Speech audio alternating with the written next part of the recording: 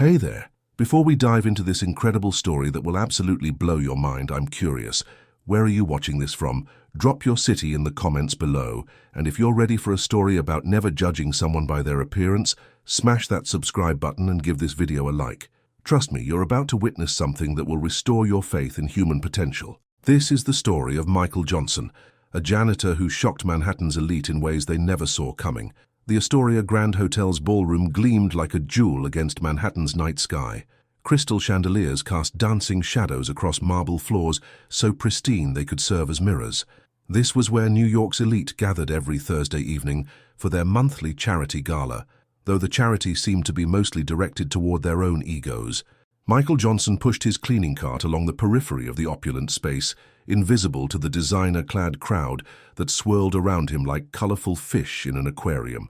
At 30, he had perfected the art of being unseen. His navy blue uniform was pressed to perfection, his movements efficient and silent. 5 years of cleaning up after Manhattan's wealthiest had taught him that visibility was dangerous. "Excuse me," a sharp voice cut through his concentration. Michael looked up to see a woman in a blood-red dress that probably cost more than his annual salary. Victoria Sterling stood before him, diamonds glittering at her throat like captured starlight, her dark hair pulled back in a severe chignon that emphasized her angular cheekbones. "You missed a spot," she said, pointing at a barely visible watermark on the marble. Her voice carried the particular brand of entitlement that came from never having to clean up after herself. Michael nodded politely and reached for his cleaning supplies. As he bent down, Victoria gestured wildly to her companions, describing some business triumph. Her elbow caught his shoulder just as he straightened up, sending his spray bottle flying directly into her champagne flute. The glass shattered against the marble floor, golden liquid spreading across the pristine surface and splashing across Victoria's $1,000 dress. The surrounding conversations died as heads turned toward the commotion. Victoria's face transformed, her composed mask slipping away to reveal something uglier underneath. "You clumsy fool!" she shrieked, her voice carrying across the suddenly silent ballroom. "Do you have any idea what you've done?" But the real storm was just beginning to gather, and Michael had no idea that his entire world was about to change forever. 8 years earlier, 22-year-old Michael Johnson sat at the worn upright piano in his family's cramped Brooklyn apartment, his fingers dancing across keys that had seen better decades. The instrument was older than he was, a hand-me-down from his grandmother, but it sang under his touch like a Stradivarius violin in the hands of a master. "Michael, honey," his mother called from the kitchen, her voice tight with the stress that had become their family's constant companion. The letter from Juilliard came. His fingers froze mid-phrase. The Juilliard School of Music, his dream, his obsession, his ticket to a world where talent mattered more than bank account balances. He had auditioned 6 months ago, pouring every ounce of his soul into 30 minutes of classical pieces that had taken him years to perfect. His father appeared in the doorway, still wearing his janitor's uniform from the office building where he worked nights. James Johnson's hands were calloused from years of cleaning, but they had been the first to guide Michael's tiny fingers across piano keys when he was barely tall enough to reach the pedals. "Whatever that letter says," his father said quietly, "we're proud of you, son." Michael's hands shook as he opened the envelope. The first word blazed across his vision. Congratulations. He had done it. Against all odds, the working-class kid from Brooklyn had earned a place at the most prestigious music school in America. But as he read further, his elation transformed into cold dread. The scholarship would cover only 60% of tuition. The remaining costs, housing, books, living expenses, would require loans that would burden his family for decades.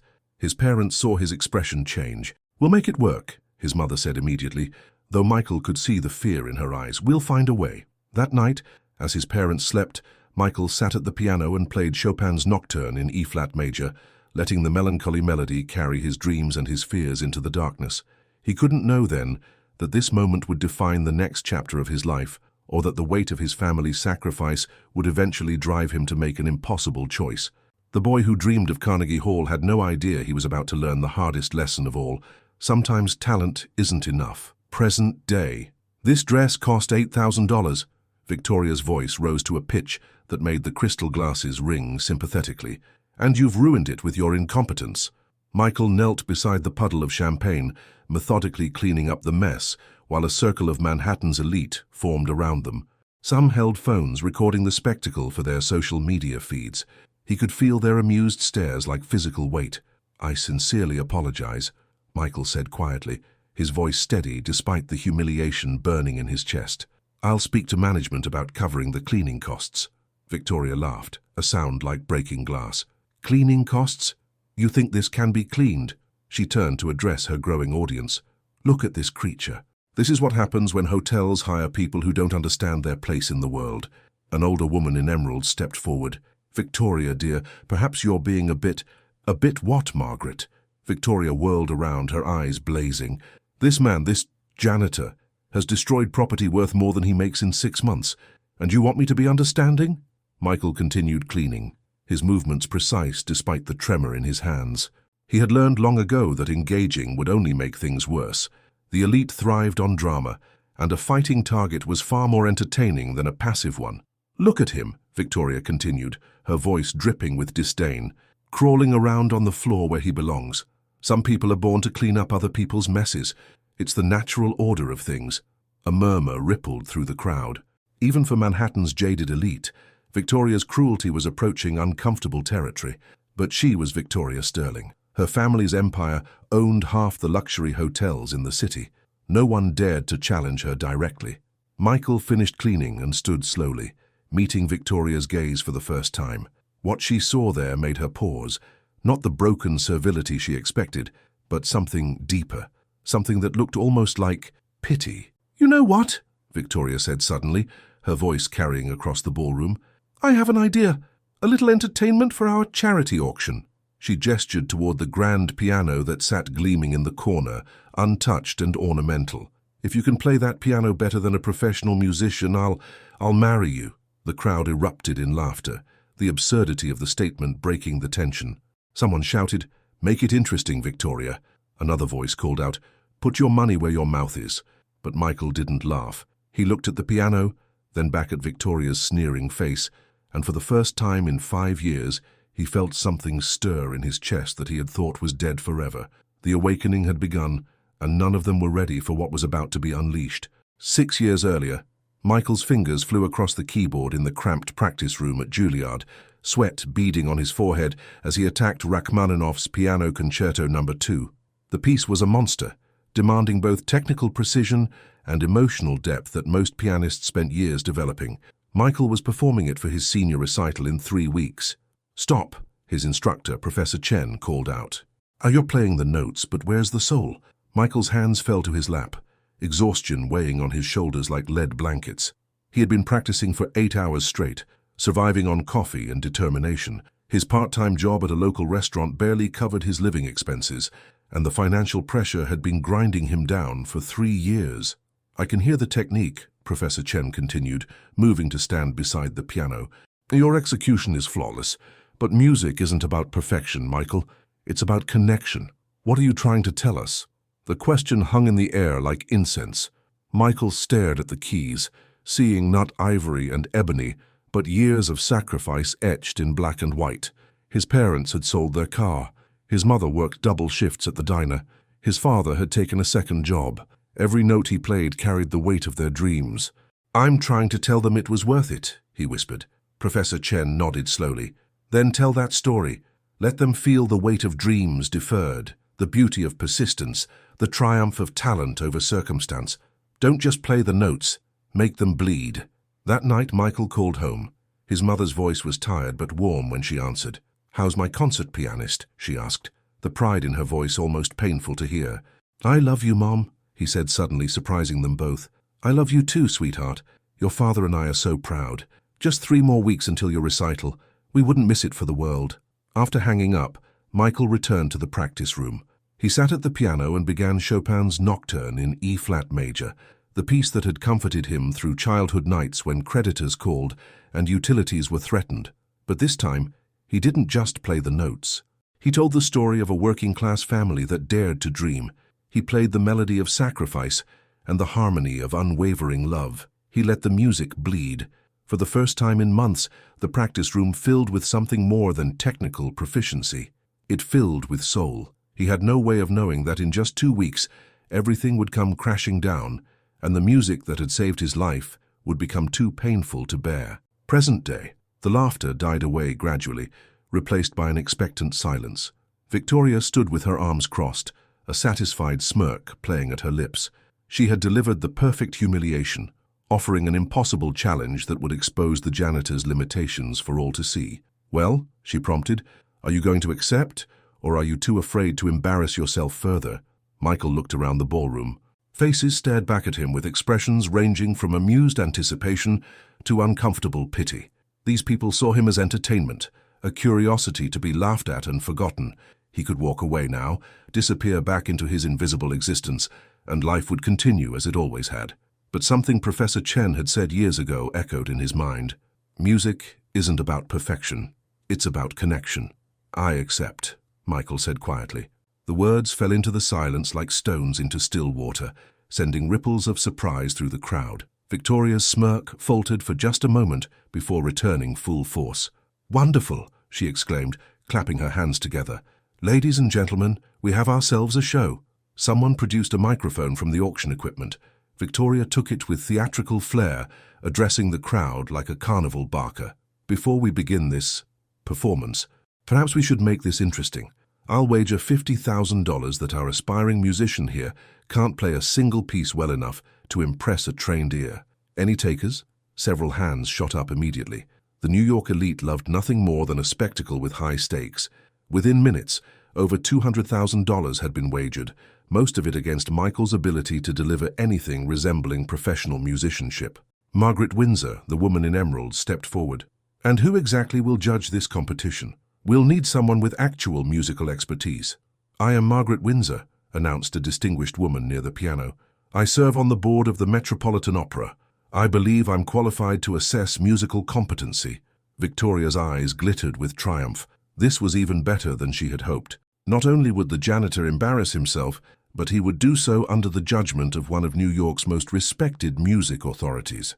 Michael walked slowly toward the piano, each step carrying him further from the safe anonymity he had cultivated for 5 years. The Steinway grand piano gleamed under the ballroom's lights, its black surface reflecting the faces of the audience that had gathered to watch him fail. He sat on the bench and adjusted its height with the practiced motion of someone who had spent thousands of hours at similar instruments. His fingers hovered over the keys, and for a moment, time seemed suspended. In the hush that followed, something extraordinary was about to unfold, but none of the gathered elite had any idea that they were about to witness the resurrection of a talent they never imagined existed in their carefully ordered world. Michael's fingers touched the keys with the gentleness of a lover's caress. He began with something simple, Chopin's Minute Waltz, but from the very first notes, the quality of sound that emerged from the Steinway made several people in the audience straighten in surprise. This wasn't the tentative plinking they had expected from a janitor with delusions of grandeur.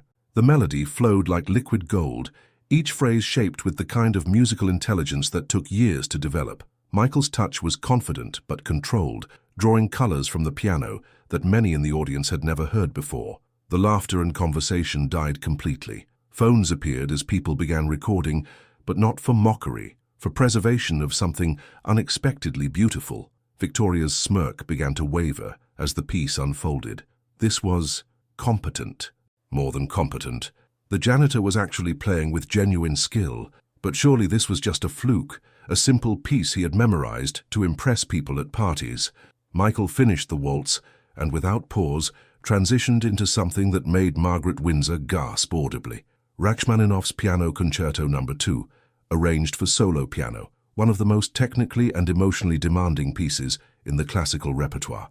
His fingers attacked the opening chords with controlled fury, the sound exploding through the ballroom with an intensity that made crystal glasses vibrate.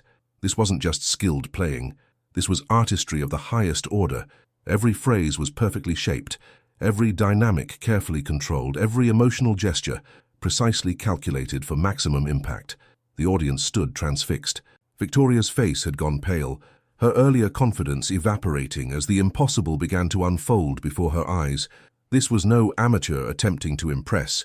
This was a master musician performing at the peak of his abilities. "My God!" whispered someone in the crowd. "Who is this man?" Margaret Windsor moved closer to the piano, her trained ear catching subtleties that escaped most listeners. The technique was flawless. But more than that, the interpretation showed the kind of deep musical understanding that only came from years of serious study. This wasn't someone who had picked up piano as a hobby. This was someone who had lived and breathed music at the highest levels.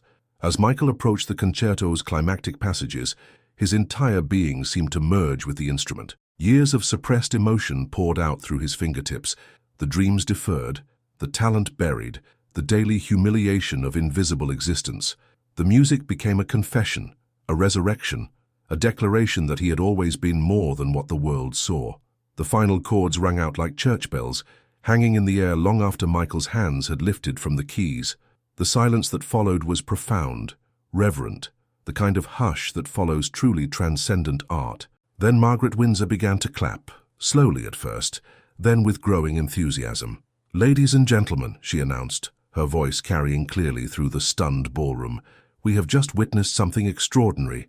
This man is not just competent, he is magnificent." But the night's surprises were far from over, and the biggest revelation was yet to come. 4 years earlier, the headline in the New York Times Arts section read, "Young Pianist Dazzles at Carnegie Hall Debut."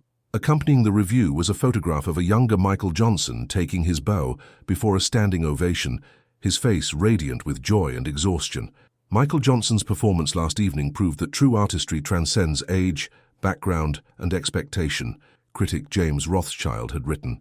His interpretation of Chopin's ballades was nothing short of revelatory. This young man possesses that rarest of gifts, the ability to make us hear familiar music as if for the first time. Mark my words, Michael Johnson is destined to become one of the great pianists of his generation. The review had changed everything. Overnight, Michael had become the classical music world's most promising young talent. Recording contracts were offered. International competitions beckoned. The future stretched before him like an endless highway of possibility. But 3 days after the Carnegie Hall triumph, everything had begun to unravel. His father had called from Brooklyn, his voice strained with exhaustion. "Son, I need to talk to you about something. Your mother and we've been having some problems, financial problems." The conversation that followed had shattered Michael's world more thoroughly than any missed note ever could. His parents' marriage, strained by years of financial pressure and sacrifice, was falling apart. The second mortgage they had taken to pay for his final year at Juilliard was in default. His father was working 3 jobs and still couldn't make ends meet. "We don't want you to worry about us," his mother had added when she took the phone, her voice thick with tears she was trying not to shed. "You chase your dreams, baby. You've got everything ahead of you." But Michael knew the truth that his parents were too proud to speak aloud. His dreams had cost them everything. The son they had sacrificed for was about to become a star, while they lost their home and their marriage to the weight of his success. Standing in his tiny Manhattan apartment, holding concert contracts worth hundreds of thousands of dollars, Michael had made the most difficult decision of his life. He had walked away from it all, the fame, the money, the glittering future that beckoned from every corner of the music world. Instead, he had moved back to Brooklyn, found a job that paid enough to help his parents, and tried to rebuild what his ambition had torn down. The piano had become too painful to touch, a reminder of the price his family had paid for his talent. Now, 4 years later, that same talent had just exploded back into the world like a dam bursting under too much pressure. Present day. "I know who you are." The voice cut through the stunned silence like a blade. An elderly woman stepped forward from the crowd, her eyes fixed on Michael with recognition and something approaching awe. "You're Michael Johnson. The Michael Johnson. I saw you perform at Carnegie Hall 4 years ago. It was one of the most beautiful concerts I've ever attended."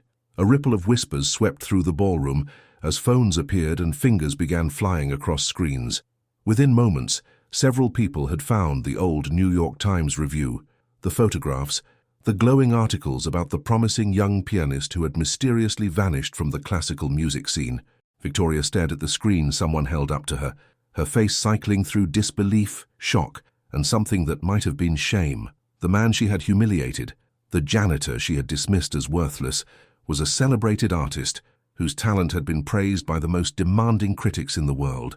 "This is impossible," she whispered, but the evidence was undeniable. Photographs showed a younger, happier Michael accepting awards, taking bows, sitting at pianos in concert halls around the world. Margaret Windsor approached Michael, her expression grave with newfound respect. "Mr. Johnson, I must ask, what are you doing working as a janitor? What happened to your career?" Michael looked out at the sea of faces, no longer seeing the cruel entertainment seekers who had gathered to watch him fail. These people were staring at him with something approaching reverence, trying to reconcile the invisible servant they had ignored with the artistic giant whose talent had just been revealed. "Life happened," he said simply. "Sometimes we make choices that matter more than our dreams." But even as he spoke, he could see the wheels turning in Victoria's head. She had made a promise in front of hundreds of people, many of whom were now recording every word. The challenge had been accepted and decisively won. The question now was whether she would honor her commitment or find a way to escape the consequences of her own arrogance. Victoria stepped forward, her face pale but determined. "Ladies and gentlemen," she announced, her voice carrying clearly through the ballroom, "it appears I have severely underestimated Mr. Johnson." She paused, seeming to gather her strength for what came next. "However, a promise made in public must be honored in public. Mr. Johnson has not only met my challenge, he has exceeded it in ways I never imagined possible." The crowd held its breath, waiting for her next words, but Michael had the distinct feeling that the evening's surprises were far from over. Victoria's hands trembled slightly as she faced the expectant crowd, the weight of her public promise pressing down on her like a physical force. Around her, phones continued recording, broadcasting her dilemma to social media feeds and live streams that were already attracting thousands of viewers. I made a commitment," she began, her usual confidence notably absent.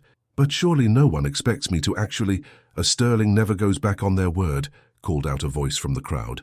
Victoria turned to see Robert Hayes, a business rival who had been waiting years for an opportunity like this. "Your grandfather built his empire on the principle that a handshake was worth more than any contract. Are you going to be the Sterling who breaks that tradition?" Murmurs of agreement rippled through the audience. These were people who had built their fortunes on trust and reputation, who understood that credibility once lost was nearly impossible to recover. Michael watched the exchange with growing discomfort. The last thing he wanted was to force someone into marriage as payment for a moment of cruelty. But before he could speak, Victoria surprised everyone by stepping closer to him. "Mr. Johnson," she said, her voice low enough that only he could hear, "I need to speak with you privately, please." Without waiting for an answer, she turned to address the crowd. "Ladies and gentlemen, Mr. Johnson and I need a moment to discuss arrangements. Please enjoy the champagne and we'll return shortly with our decision." She led him toward a small alcove off the main ballroom, away from the cameras and curious stares. Once they were alone, Victoria's composed facade crumbled completely. "This is insane," she said, pacing frantically. "I can't marry someone I just met, especially not as payment for a bet. But if I back down now in front of all these people, with everything being recorded—" She stopped pacing and looked at him directly for the first time since his performance.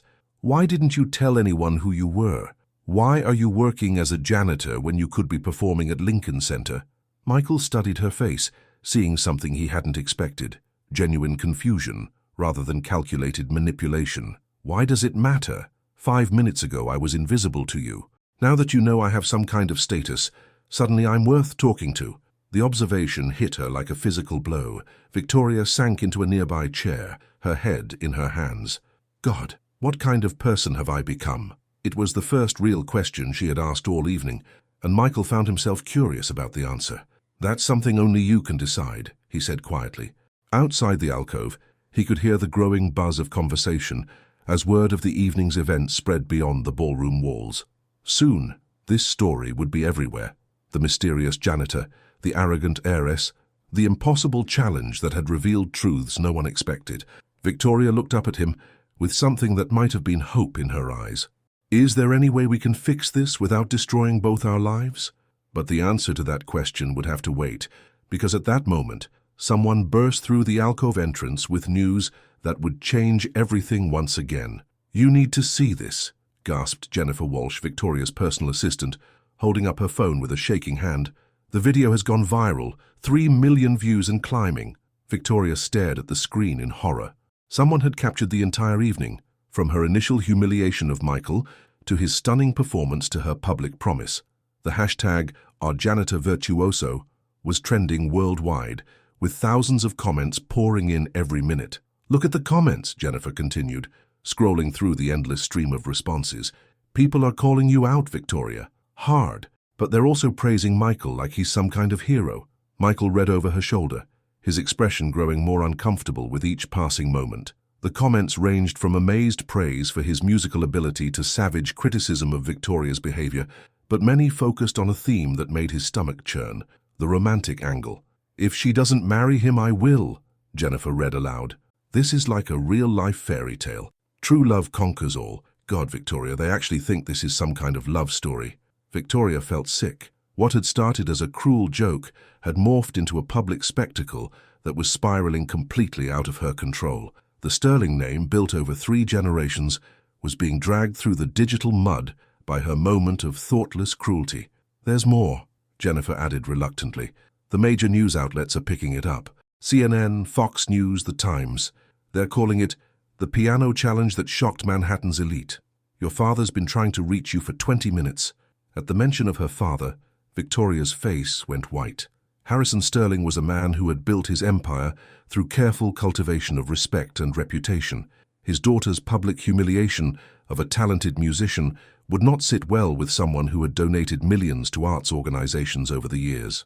Michael stepped forward, his voice gentle but firm. "This has gone far enough. We need to address this before it gets any worse." Victoria nodded, knowing he was right. They returned to the ballroom together, where they found the crowd had grown considerably. Word had spread throughout the hotel, and curious guests from other events had filtered in to see the infamous pair for themselves. Margaret Windsor approached them immediately. "Mr. Johnson, Ms. Sterling, I've been fielding calls from reporters for the past 15 minutes. The arts community is buzzing about this story. We need to manage this situation carefully." Victoria took a deep breath and stepped forward to address the crowd, knowing that whatever she said next would be dissected and analyzed by millions of people around the world. "Ladies and gentlemen," she began, her voice steadier than she felt, "I want to begin by offering Mr. Johnson a public apology." The ballroom fell silent as everyone leaned forward to hear what came next. This was the moment that would define not just the evening, but potentially both of their futures. Victoria's voice carried clearly through the hushed ballroom, each word carefully chosen under the weight of millions watching around the world. "Mr. Johnson, I treated you with unconscionable cruelty tonight. I judged you based solely on your occupation and appearance, and I used those judgments to justify behavior that was beneath the standards of any decent human being." She paused, visibly struggling with emotions she rarely allowed herself to feel, let alone express publicly. "You demonstrated grace under attack, dignity in the face of humiliation, and talent that left everyone in this room speechless. I, on the other hand, demonstrated the worst aspects of privilege and prejudice. For that, I am deeply ashamed." Michael watched her carefully, searching for signs of calculation or manipulation, but what he saw instead was something raw and genuine, a woman confronting the ugliness of her own behavior for perhaps the first time. "However," Victoria continued, "I also made a promise, and the Sterling family has built its reputation on honoring commitments. The question is not whether I should keep my word, but how to do so in a way that serves justice rather than perpetuating the spectacle I created." She turned to face Michael directly. "Mr. Johnson, I don't believe either of us benefits from a marriage born of humiliation and coercion, but I would like to propose an alternative that might serve a greater good." The crowd pressed closer, phones recording every word. Victoria had their complete attention now, and Michael found himself genuinely curious about what she had in mind. "You gave up your musical career for reasons I don't fully understand, but which clearly involved significant personal sacrifice. I'd like to help you reclaim that career if you're willing. Full funding for whatever you need, recording contracts, concert bookings, marketing, management, everything." Murmurs rippled through the audience. This was an unexpected turn, transforming the evening from cruel spectacle to potential redemption story. "In return," Victoria continued, "I'd like you to help me understand something I clearly lack: how to treat people with the dignity they deserve, regardless of their station in life, how to see beyond the surface to the human being underneath." Michael considered her proposal carefully. It was generous, certainly, and would solve many of his practical problems. But something in her eyes suggested this wasn't just about clearing her conscience or managing a public relations disaster. "Why?" he asked simply. "Why do you want to learn that?" Victoria's composure finally cracked, and her voice broke slightly as she answered, "Because I look at myself in these videos, and I don't recognize the person I've become. Because my grandfather would be ashamed of what his legacy has turned into. Because maybe it's not too late to become someone worthy of the name I carry. The honesty of her answer surprised everyone, including herself. But the evening still had one more revelation in store, and it would come from the most unexpected source of all. Margaret Windsor stepped forward, her expression grave but determined. "Before anyone makes any final decisions, there's something else you all should know about Mr. Johnson." She pulled out her phone and began reading from what appeared to be an old article. "This is from the Times 4 years ago. Sources close to the Johnson family report that the young pianist has quietly withdrawn from all scheduled performances to help his parents through a difficult financial crisis. His manager confirmed that Johnson has declined several lucrative recording contracts, citing family obligations as his priority." She looked up at the assembled crowd. "Mr. Johnson didn't just walk away from his career.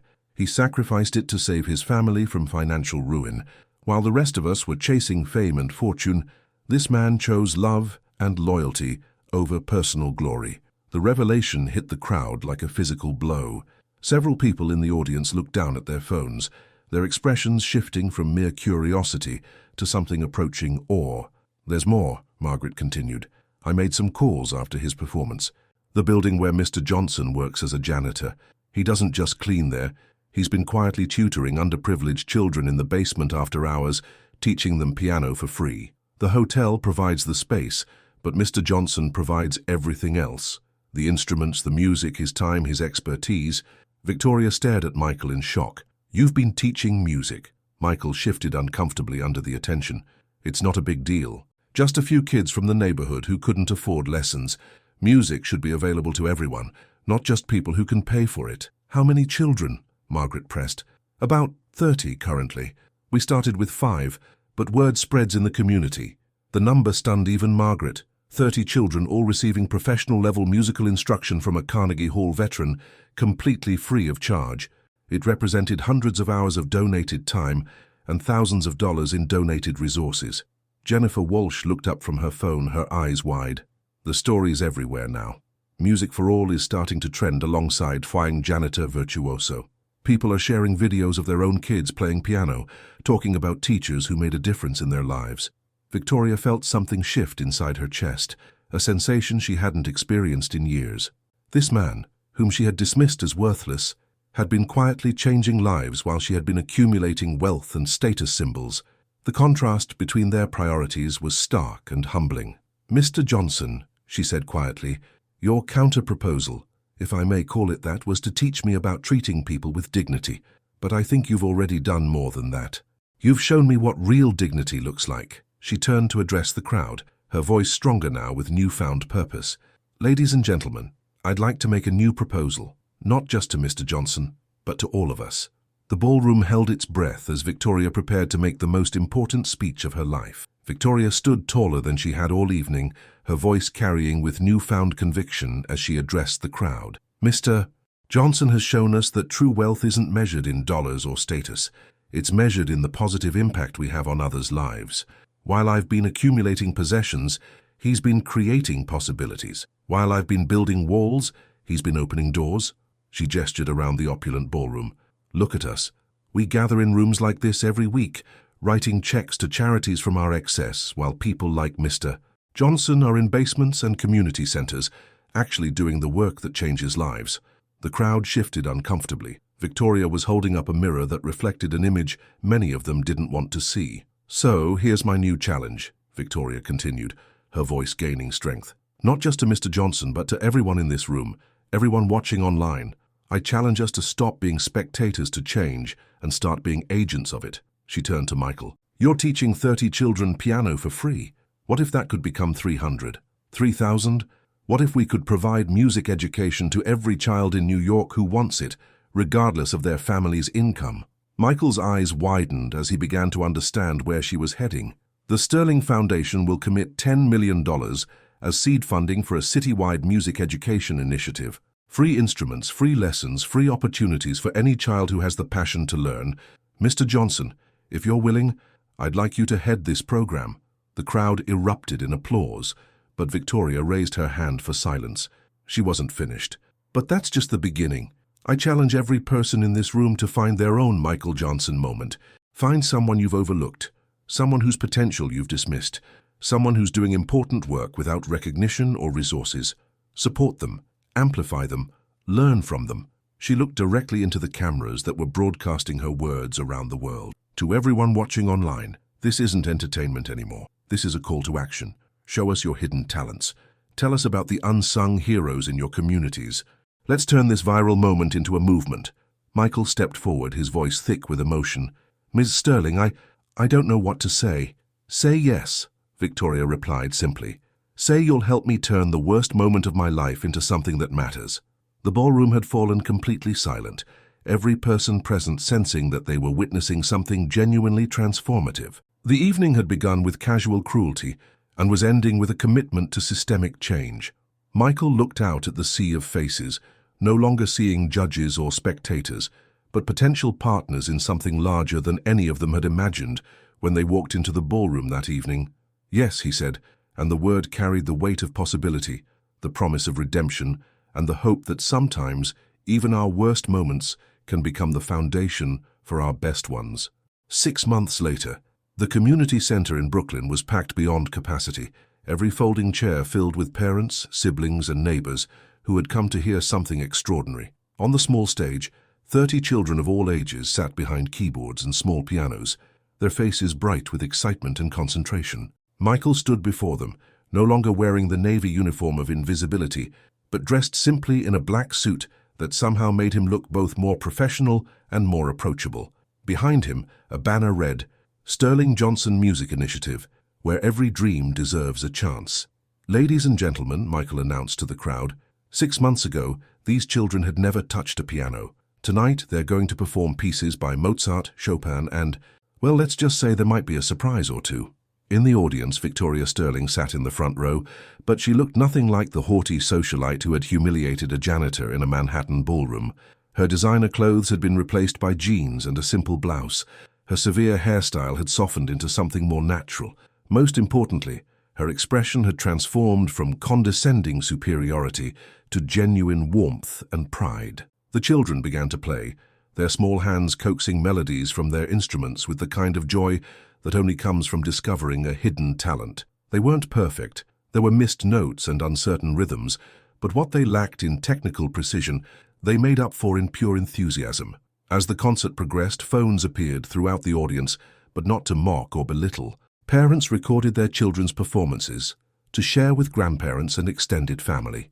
Local news crews captured the story of transformation and possibility. Margaret Windsor, now a regular volunteer with the program, wiped away tears as an 8-year-old girl performed a simplified version of Für Elise with the kind of concentration usually reserved for brain surgery.